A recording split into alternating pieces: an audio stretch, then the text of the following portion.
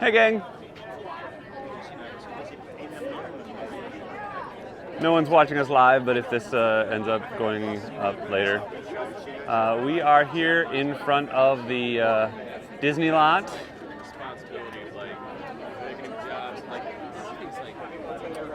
First day of the SAG-AFTRA strike. Joining the WGA. So a very good turnout here. I've been here before. Diane here produced a flash mob that we did last week to support the WGA, thinking at the time that perhaps SAG wouldn't have to strike, that the producers might actually be sensible and they are not strike a good deal. But it's really interesting. So when I was on the picket line yesterday for over at CBS, which is my work home, and I was there while they had the announcement from Fran Drescher and the negotiating committee that we were going to go on strike. And someone said to me that one of the offers that the AMPTP made was that they wanted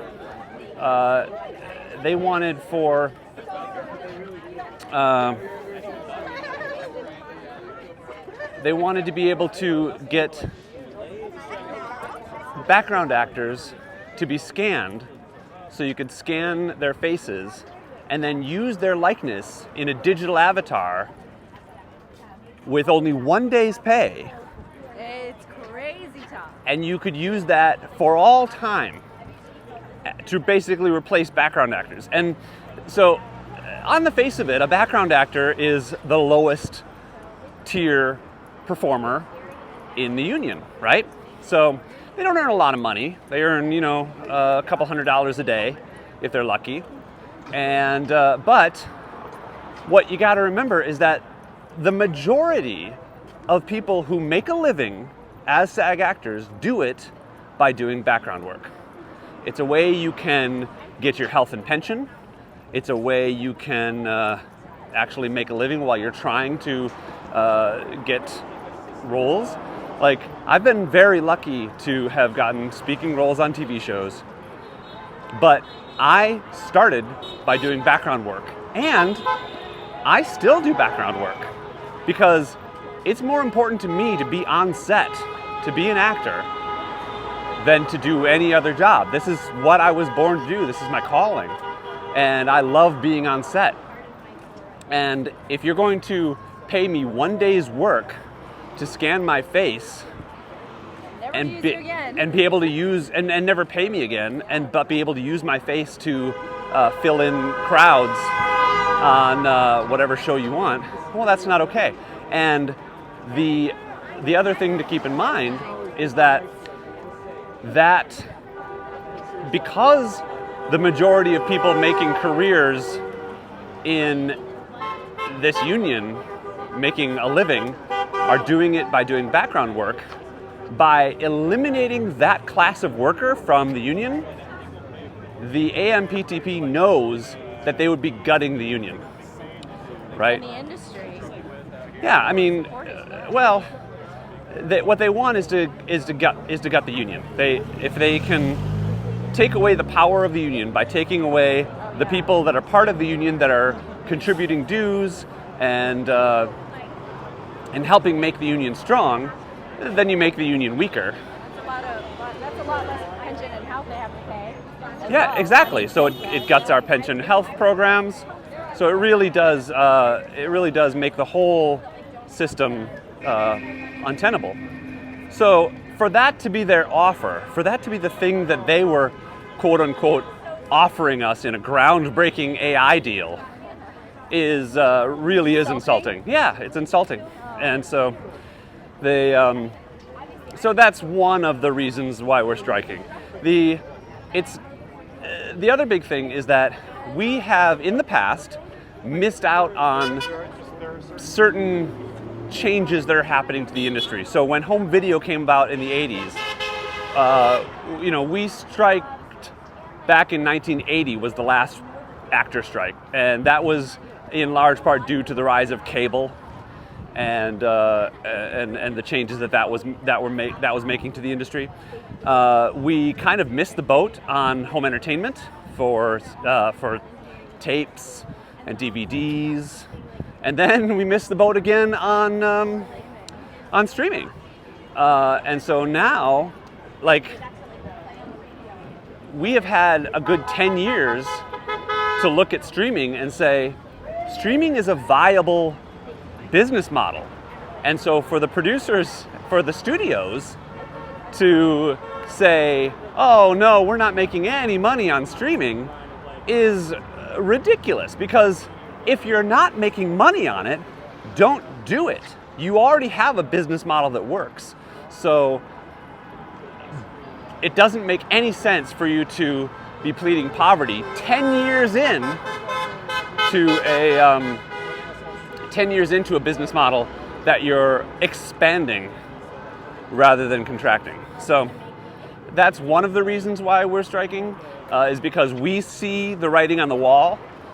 We see that streaming is the future, and if we don't stake out our position now to say we need to be paid fairly for streaming residuals and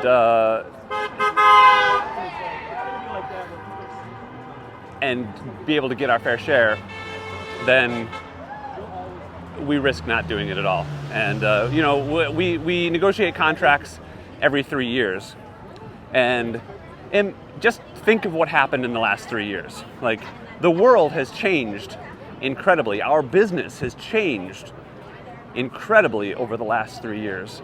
And if we wait another 3 years to try to address some of these issues, it could very well be too late. Like, look in the last 6 months of what's happened with AI. The ability for AI to create characters and settings and text, for in the case of the writers, is ridiculous. So ridiculous in a kind of amazing technological way. So we need to address these issues now before it's too late. The other thing I want to say, for those of you who might be watching this at some point ever, and I see we have 1 or 2 people in there right now. Oh, thank you. yay. Hi. This is Diane, by the way. Diane is part of my actor group called The Collaborative. It's a group of 100 actors. It's a nonprofit company, and it's run by the actors. And you have to audition to get in, which is how we keep the level of quality high. But we are also writers, and we are producers. As those of you who know me from my YouTube channel know, I mean, I've been a writer and producer for, 15 years now. So it's important to me to have this multi-level approach towards, the industry. And the other thing I want to say is that a lot of creative types, like actors and writers, feel a little shy about it, right? We feel like we don't deserve to be successful in our chosen profession, right? We live in a society which is sometimes, we belittle the creative arts as something that is not worthwhile. It's not a real job. It's not noble. And it is. That it's something easy to do, that you don't need a lot of skill and a lot of practice and even luck to be successful. Yeah. And the fact of the matter is that being an actor or an entertainer or a writer or a storyteller is a noble thing to do. It's something that we need in this world. And imagine the world without stories.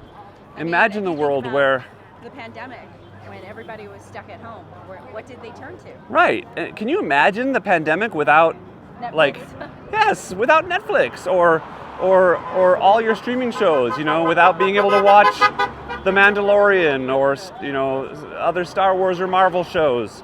I watched a lot of Star Trek, and I value that. I grew up, my imagination was fired watching Star Wars as a kid. That was my very first, can you hold her for a sec?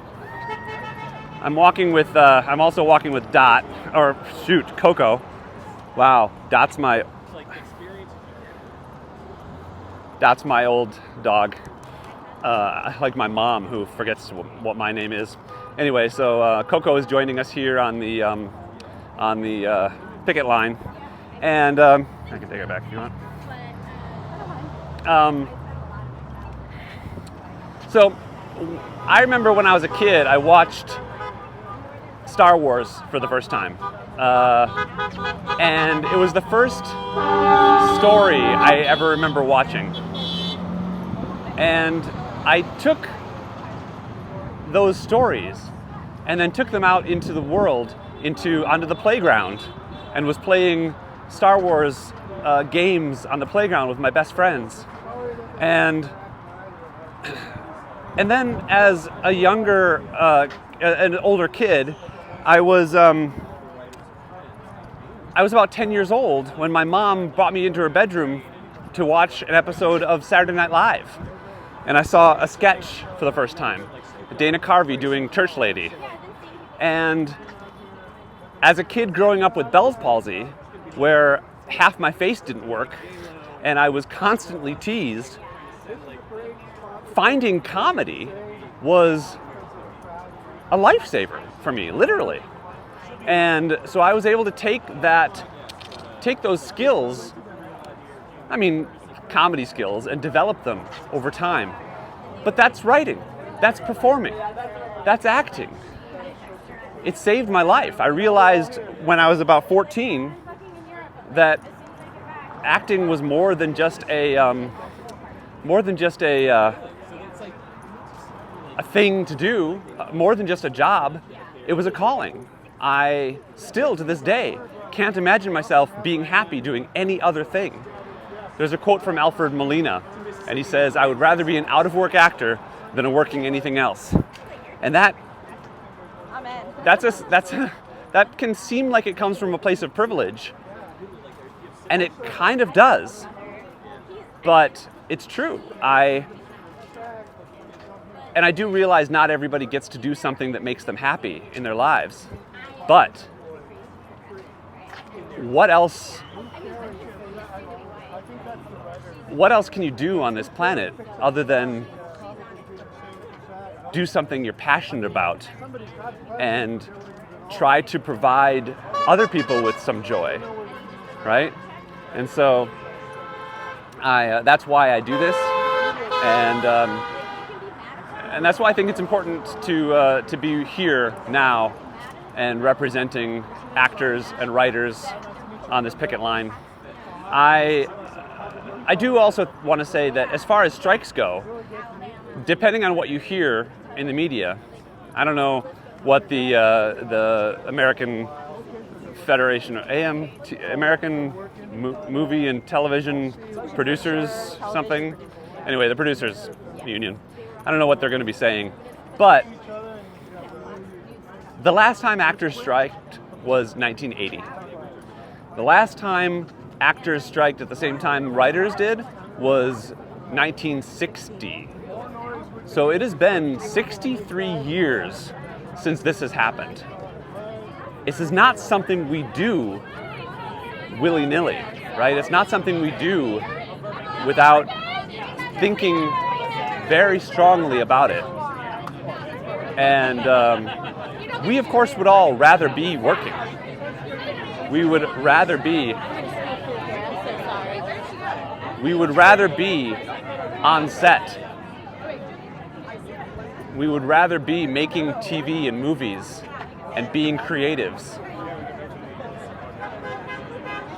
But we see that this is such an inflection point in history for our career, for our livelihoods, that we are using our collective action to demand fair treatment from the studios and the producers. Please hold. Hold the line, y'all. Thank you. So that's why we're here, and that's why we're doing this. I see a couple comments come in. It's hard for me to look at them while I am walking and also holding on to Coco. She's my hiking puppy. Anyway, that's what I wanted to say. It's also interesting because I never thought that I was going to be in a job where I was going to be in a position to strike, in a position to be in a union, right? I wasn't going to be working in a factory. I wasn't going to be, doing something. You watch TV and movies, and you see strikes. You see Norma Ray, and she's, demanding fair treatment. And I never thought that was going to be me. I thought, as a creative, that just wasn't my thing. And here we are. I think that it really shows that we are at a time in history where the realization that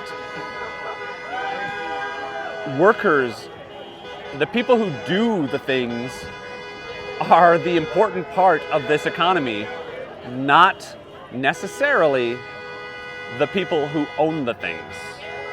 Does that make sense? Because there's people who own capital, which is the machines and, in this case, the studios. And they are the ones that write the checks and produce a thing, produce content. But they couldn't do it without us. They can't do it without writers and actors. And good actors, right? I mean, yeah, you could do a non-union movie. I'm back. I had to get some water. It's hot out here. Yeah, it is. You could do a non-union movie, but have you ever gone to a local neighborhood, play and seen kind of the level of talent? It's not as good as what you see in a really good Oscar-winning movie. And so that is, I don't know. I think that's why it's important to recognize that good writing and good acting are important and should be supported. I'm gonna see if I can read. I see some comments coming in. Let me just take a moment to see. Well, on here, Bella's coming to you. Did you meet Bella? Bella? Maybe not. She's friends Well, with college with other stuff. I can't really read the comments as they come in, but thank you. I'm glad you guys are engaging and supporting. It does seem to me that nobody is actually supporting the producers in this. Especially when you've got Bob Iger, who I actually used to respect because he came up from the bottom of the Disney ladder. He used to be the lowest of Disney workers, and he rose up to be the CEO of the company. When he says stuff like it's ridiculous for people to want fair treatment, and he does it at a place that only billionaires are flying into on their private jets, it's kind of weird. I spent a lot of time working at Disney on and off. I spent about 13 years doing temp work on and off at Disney while I was trying to get my career going. And one time I was working for a real high up at Disney, second under Bob Iger. Just for half a day I worked at his desk, and I had to do something with his itinerary for a trip. And the Disney private jet for a 5-location trip was the bill was something like $260,000 for that, and I'm like, that could fund my movie, you know, that kind of money. And here an executive is not even related to their pay. They're spending $250,000 to fly to another city, to a couple other cities, but still, like, that's the level of hypocrisy we're dealing with. Whereas someone like me, I have 2 roommates in a 3-bedroom apartment. I rent. I have, I don't own a car. I can't afford a car. And granted, like, I'm a smart guy. I could go and do just about any other thing. But is life worth living if you can't do something that you're passionate about? Or if you're not trying to do something you're passionate about? And it would be a shame, because I'm a pretty good actor. Those of you who follow me on YouTube, I'm assuming, are fans. And like, I have to audition to get into the collaborative, which I was telling you about. I've gotten roles on TV. I've gotten some independent verifications that I'm a decently talented actor. This is Reed. He's also part of the collaborative. Yeah, I am. He had to audition to get in. I did. I had to audition twice to get in. You auditioned twice.